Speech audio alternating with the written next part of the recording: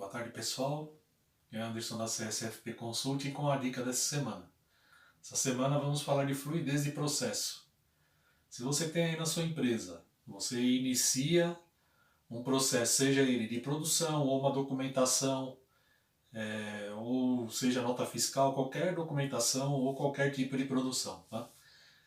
Por exemplo, você dá entrada, né, naquele processo, ou numa documentação ou numa peça que você vai fabricar, né, você inicia esse processo, porém você não termina ele, você para na metade e deixa ele encostado lá, aguardando para terminar depois. No caso de produção, você inicia a produção de um certo produto, você não tem todas as peças para fazer, mas você iniciou.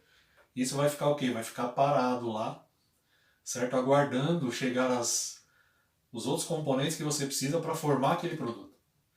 Então, se você não tiver todos os componentes, não dê início. Tá? Dê início àquilo que você tem todos os componentes para iniciar e finalizar. Tá? Mesma coisa dentro do escritório. Você inicia uma documentação, porém para no meio. Aí você vai para outra documentação. Não é? Aí você fica, aquela outra que parou no meio, para você voltar lá depois, retomar, vai demorar um tempo maior.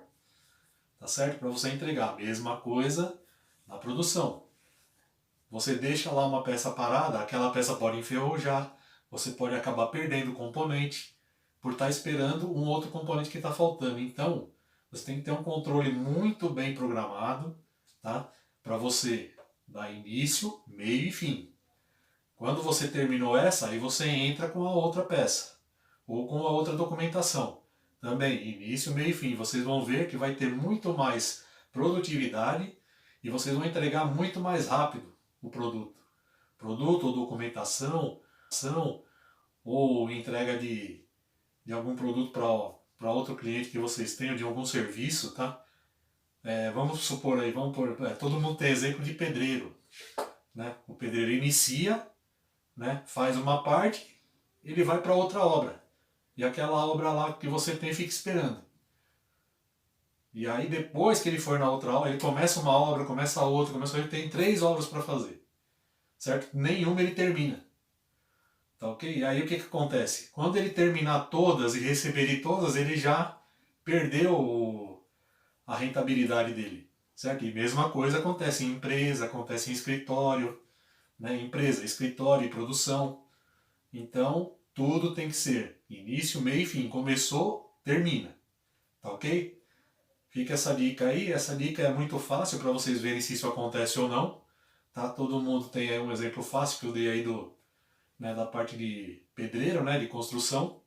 Isso acontece muito com construção. Né?